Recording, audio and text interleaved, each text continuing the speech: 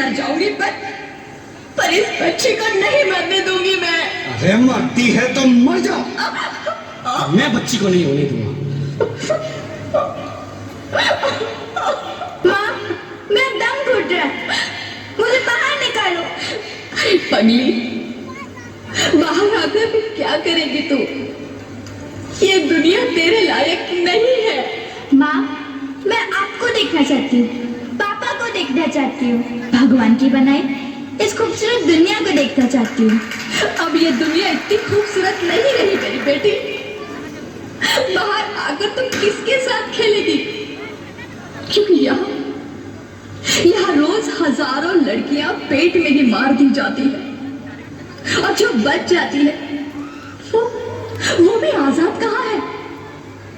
बाहर आओगी तो मेरी तरह धक्के खाओगी। पर माँ, अंदर मुझे बहुत डर लगा। बाहर इससे भी ज्यादा डरावना है मेरी बच्ची, बाहर बहुत डरावना है। ऐसे डर में जीने से तो अच्छा है तू बाहर ही मत आ मेरी बच्ची, तू बाहर ही मत आ, मत आ, मत आ, मत आ, मत आ, तू बाहर ही मत आ।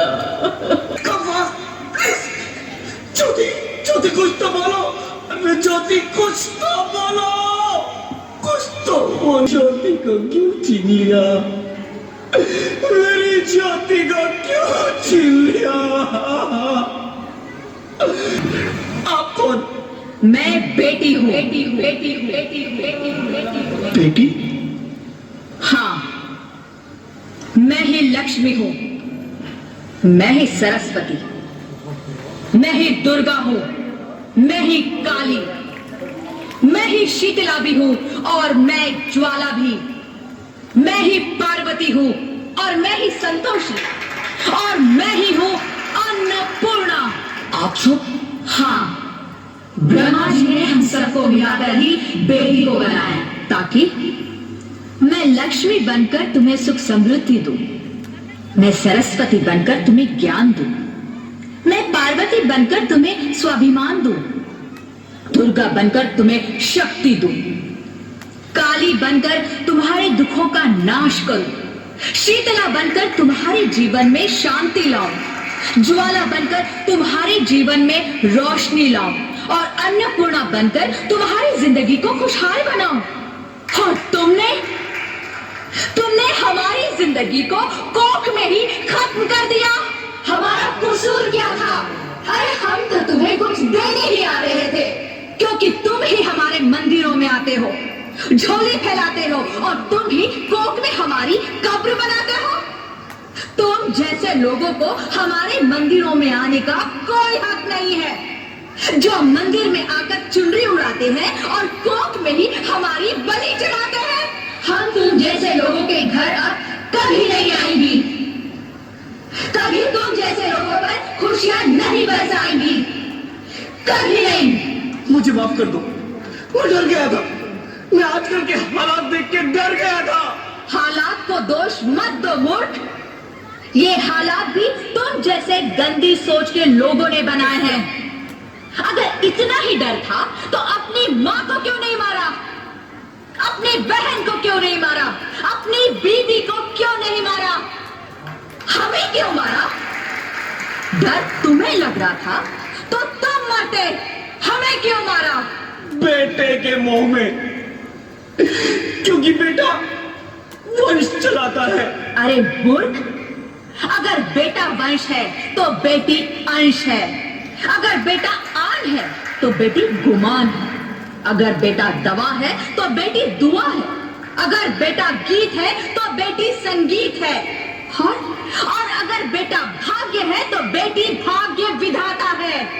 यह सबको माँ चाहिए, बहन चाहिए, बीवी चाहिए, मगर बेटी क्यों नहीं चाहिए? जबकि ओस की बूंद सी होती है बेटियां, माँ बाप को जरा सा भी दर्द हो तो रोती है बेटियां, रोशन करता है बेटा सिर्फ एक कुल को, दो दो कुलों की लाश ढोती है बेटियां। फिर भी किसी को नहीं चाहिए बेटियां। क्यों नहीं चाहिए बेटियां? है किसी के पास इस बात का जवाब? बेटियां क्यों नहीं चाहिए? हमारा क्या कसूर है? आखिर कसूर क्या है हमारा? मारा जाता है हमें।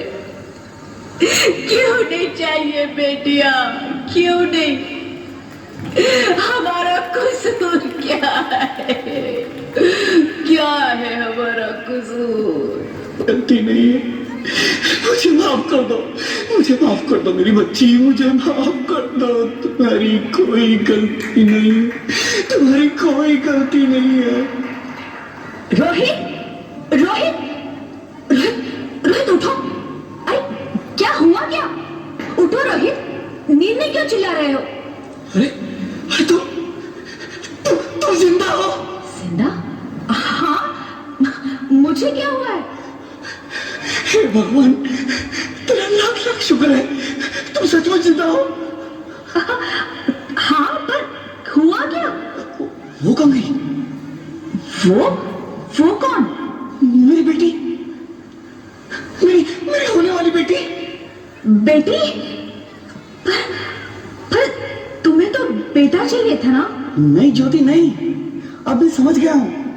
बेटा और बेटी एक ही सिक्के के दो पहलू हैं, जिसके बगैर इस जिंदगी की गाड़ी नहीं चल सकती। अगर हमें अपने भविष्य को उज्जवल बनाना है तो पहले हमें बेटी को बचाना है।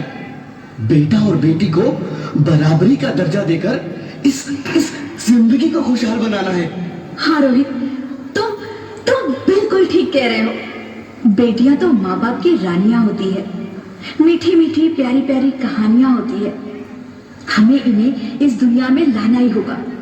इस दुनिया को अगर बचाना है तो हमें इन्हें बचाना ही होगा।